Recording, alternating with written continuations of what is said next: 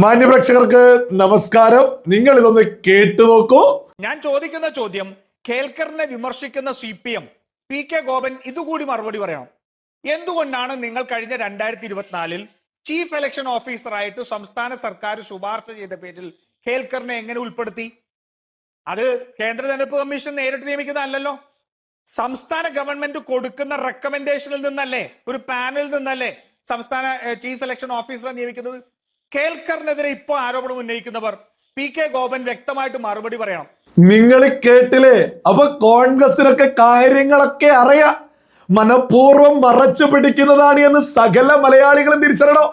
Chief election ഓഫീസർക്കെതിരെ എന്തൊക്കെയാ കോൺഗ്രസുകാരെ വിളിച്ചു പറഞ്ഞിരുന്നത്. അതേ ചീഫ് ഇലക്ഷൻ ഓഫീസറെ രത്തൻ കേൽക്കറെ VD സതീശന്റെ സെക്രട്ടറി ആക്കിയതോട് കൂടിയിട്ട് ന്യായീകരിക്കുക CPM ഇപ്പോ വലിയ രീതിയിൽ UDF-നെ തോന്നിയത് പറയുന്നതിന് മറുപടി കൊടുത്തതാ. ഈ മറുപടിയിൽ കോൺഗ്രസിന്റെ എന്തൊക്കെയാണ് ഇവിടെ പൊളിഞ്ഞു വീണിട്ടുള്ളത്. രാജു പി നായർ കഴിഞ്ഞ രാത്രിയിലെ ചർച്ചയിൽ വിളിച്ചു പറഞ്ഞതാ. വ്യക്തമായിട്ട് പറയുന്നുണ്ട്, 2024 നിങ്ങൾ ശുപാർശ ചെയ്ത പാനലിൽ നിന്നല്ലേ കേന്ദ്ര ഇലക്ഷൻ കമ്മീഷൻ ചീഫ് ഇലക്ഷൻ ഓഫീസറെ നിയമിച്ചിട്ടുള്ളത്. സംസ്ഥാന സർക്കാരിന്റെ ശുപാർശയിലുള്ള പാനലിൽ നിന്നല്ലേ ആളെ തിരഞ്ഞെടുക്കുക. അത് കേന്ദ്ര ഇലക്ഷൻ കമ്മീഷൻ അവിടെ നിന്നല്ല എന്നുള്ളത് എടുത്തു പറയുമ്പോൾ എന്തൊക്കെയാ ഇവിടെ പൊളിഞ്ഞു വീണിട്ടുള്ളത്. സകല മലയാളികളും ഒന്ന് ചിന്തിച്ചു നോക്കൂ. അപ്പൊ രാഹുൽ ഗാന്ധി രാജ്യത്തെ ജനങ്ങളോട് പച്ചക്കള്ളം വിളിച്ചറിയില്ലേ? മമതാ ബാനർജിയുടെ സർക്കാർ ശുപാർശ ചെയ്തിട്ടുള്ള അവിടെയുള്ള ചീഫ് ഇലക്ഷൻ ഓഫീസർ, പ്രത്യേക ഓർക്കണം, കേന്ദ്ര ഇലക്ഷൻ കമ്മീഷൻ അല്ല ബംഗാളിലെ ചീഫ് ഇലക്ഷൻ ഓഫീസറെ തീരുമാനിച്ചത് മമതാ സർക്കാരാണ്. മമത കൊടുത്ത പാനലിൽ നിന്നാണ് കേന്ദ്ര ഇലക്ഷൻ കമ്മീഷൻ ആളെ തിരഞ്ഞെടുത്തിട്ടുള്ളത്. അപ്പൊ കേരളത്തിലുള്ളതുപോലെ തന്നെയാണ് ബംഗാളിലും നടന്നിട്ടുള്ളത്. ബംഗാളിലെ സർക്കാരാണ് എടുത്തു പറയുന്നത് ഇന്ന ആളെ ആക്കണം എന്നുള്ളത്. അപ്പൊ ഓരോരുത്തരും ഒന്ന് ചിന്തിച്ചു നോക്കൂ. എന്നിട്ട് Mamata election commission chief officer എന്തൊക്കെയോ ചെയ്തു, ഇലക്ഷൻ കമ്മീഷനോ എന്ന് ഉറഞ്ഞു തുള്ളുന്നതിനെ രാഹുൽ ഗാന്ധി എന്തിനാ കൈയടിക്കുന്നത്? അതിരട്ടത്താപ്പല്ലേ? മമത കൊടുത്ത ആളെ തന്നെയല്ലേ അവിടെ സർക്കാർ അവിടെ ഈ പറയുന്ന ചീഫ് ഇലക്ഷൻ ഓഫീസർ ആയിട്ട് വന്നിട്ടുള്ളത്. അതേപോലെ തന്നെയല്ലേ കേരളത്തിലും ചീഫ് ഇലക്ഷൻ ഓഫീസർ എന്ന് പറയുന്നത് ഇടത് സർക്കാർ കൊടുത്തിട്ടുള്ള പാനലിലെ ആൾ. അപ്പൊ വലിയൊരു കള്ളത്തരം അങ്ങ് പൊളിഞ്ഞില്ലേ? കേന്ദ്ര ഇലക്ഷൻ ഓഫീസർ ഈ ഇലക്ഷൻ കമ്മീഷൻ നേരിട്ടല്ല ഒരു സംസ്ഥാനത്തെ ചീഫ് ഇലക്ഷൻ ഓഫീസറെ തീരുമാനിക്കുന്നത് എന്ന്, അത് അതത് സർക്കാരുകളാണ് പാനൽ കൃത്യമായി പേര് കൊടുക്കാറുള്ളത് എന്നൊക്കെ കോൺഗ്രസുകാരൻ തന്നെ വിളിച്ചു പറയുമ്പോൾ സകലരും മനസ്സിലാക്കുക കോൺഗ്രസ് പച്ചക്കള്ളം പറയും, ഇരട്ടത്താപ്പ് മാത്രമല്ല ഇനി മറ്റൊരു ആന മൊണ്ണത്തരം കൂടി ഇത് രാജു പി നായർ വിളിച്ചു പറഞ്ഞിട്ടുണ്ട്. നിങ്ങൾ കേട്ടു? CPM-നോ BJP-ക്കോ പോലും ഈ കേൽക്കർ എന്ന് പറയുന്ന ഉദ്ദേശത്തെ കുറിച്ച് വ്യക്തിപരമായി യാതൊരു ആരോപണവും ഇല്ല, ഇല്ലേ? കേൽക്കറിനെ സംബന്ധിച്ച് ഒരു അഴിമതി ആരോപണവും ഇല്ല, ഒന്നുമില്ല. കേരളത്തിന്റെ മുഖ്യമന്ത്രിയുടെ ഓഫീസ് അഴിമതിരഹിതമായ എഫിഷ്യന്റ് ആയ അഡ്മിനിസ്ട്രേഷനു വേണ്ടി നടത്തിയിരിക്കുന്ന നിയമനം എന്നുള്ളത് ഈ രണ്ട് ഓഫീസർമാരുടെയും ട്രാക്ക് റെക്കോർഡ് നോക്കിയാൽ കൃത്യമായിട്ട് മനസ്സിലാവും. നിങ്ങൾ കേട്ടില്ലേ? CPM-നോ BJP-ക്കോ പരാതി ഇല്ലല്ലോ, ആരോപണമില്ലല്ലോ. രത്തൻ കേൽക്കർ എന്നൊക്കെ പറയാൻ ഈ രാജുവിനൊന്നും ഒരു ഉളുപ്പില്ലേ? ഇതേ UDF-ഉം ഇടതുപക്ഷമല്ലേ ഒരുമിച്ച് തിരഞ്ഞെടുപ്പ് സമയത്ത് നമ്മൾ ഒരുപാടൊന്നും പിറകോട്ടൊന്നും പോവണ്ടല്ലോ. ഈ തിരഞ്ഞെടുപ്പ് സമയത്ത് BJP-യുടെ സീലും ഒപ്പും വന്നു.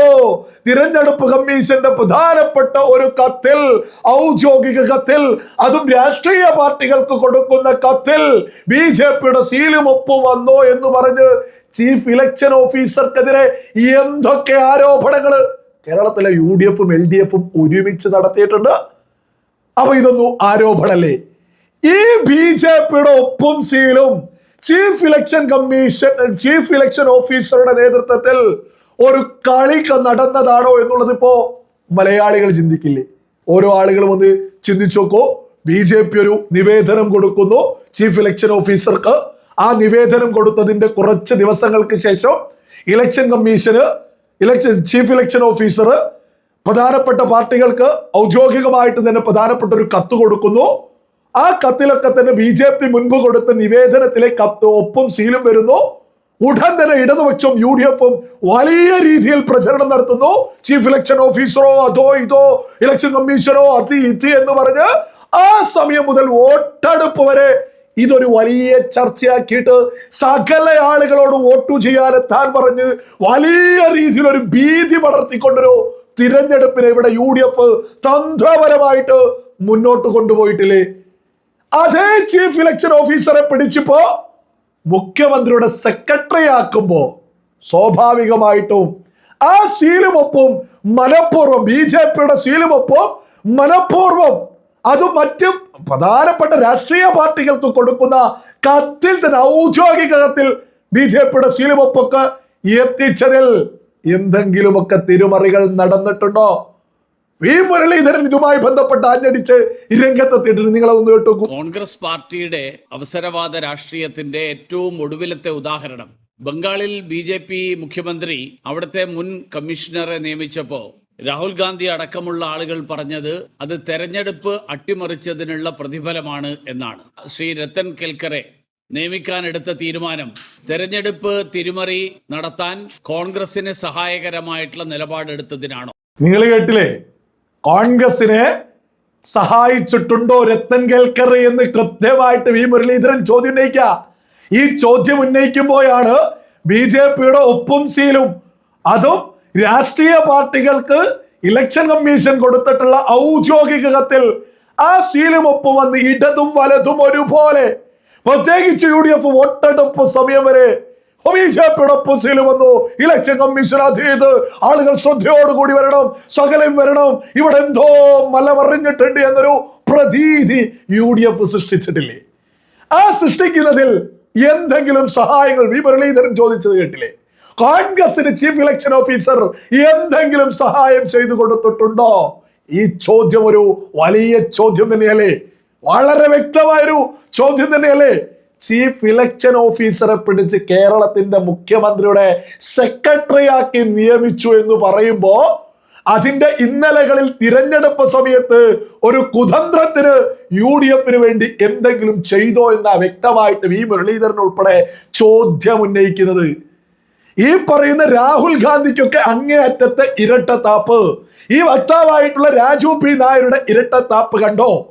ഇവരൊക്കെ ബംഗാളിൽ എന്തോ മലമറിച്ചു, അതേസമയം ഒരു മലയും മറിഞ്ഞിട്ടില്ല. കേരളത്തിൽ ഒരു വാക്കിനൊരു സ്ഥിരതയും ഇല്ലാത്ത ആളുകളല്ലേ ഈ കോൺഗ്രസും രാഹുൽ ഗാന്ധി എന്നുള്ളതൊക്കെ സകല ആളുകളും തിരിച്ചറിയണം. സകല ആളുകളും രാജു P. നായരൊക്കെ പറഞ്ഞത് ഒരു തിരഞ്ഞെടുപ്പ് ചീഫ് ഇലക്ഷൻ ഓഫീസറൊക്കെ തിരഞ്ഞെടുക്ക സംസ്ഥാന സർക്കാരുകൾ കൊടുക്കുന്നതിനനുസരിച്ച് ഇതൊക്കെ അറിയാം. എന്നാലും ഇലക്ഷൻ കമ്മീഷൻ എന്തോ പരാജയപ്പെട്ടിരുന്നെങ്കിൽ ഇവരെന്തൊക്കെ ഇവിടെ UDF എങ്ങാനും ഇവിടെ പരാജയപ്പെട്ടിരുന്നെങ്കിൽ എന്തൊക്കെ പുകില് ഇവർ നടത്തിയായിരുന്നു ഇലക്ഷൻ കമ്മീഷൻ. അതല്ലെങ്കിലും രാഹുൽ ഗാന്ധി പരാജയപ്പെട്ടിടത്ത് മാത്രമാണല്ലോ പ്രശ്നം. അല്ലാത്തിടത്തൊക്കെ വലിയ നല്ല രീതിയിൽ നടന്നു. കേരളത്തിലും തമിഴ്നാട്ടിലും വളരെ വലിയ രീതിയിൽ വിജയകരമായിട്ട് സത്യസന്ധമായി നടന്നു. അല്ലാതെ കോൺഗ്രസ് 8 നിലയിൽ പൊട്ടിയ അസാമിലും ഈ പറയുന്ന ബംഗാളിലൊക്കെ തട്ടിപ്പ് നടന്നു. ഈ ജാതി ഒരു ഉളുപ്പില്ലായ്മ ജീവിതത്തിൽ നിങ്ങൾക്ക് വേറെ ആരുടെയെങ്കിലും എടുത്തത് കേട്ടിട്ടുണ്ടോ? ഏതായാലും സകലരും തിരിച്ചറിയ വി മുരളീധരൻ ചോദിച്ച ചോദ്യം വളരെ വലിയൊരു യാഥാർത്ഥ്യമാണ്. എന്തെങ്കിലും ചെയ്തിട്ടുണ്ടോ ചീഫ് ഇലക്ഷൻ ഓഫീസർ? UDF-ന് എന്തെങ്കിലും ചെയ്തു കൊടുത്തിട്ടുണ്ടോ? അതിന്റെ ഉപകാരമാണോ മുഖ്യമന്ത്രിയുടെ സെക്രട്ടറി ആക്കി വെച്ചത്?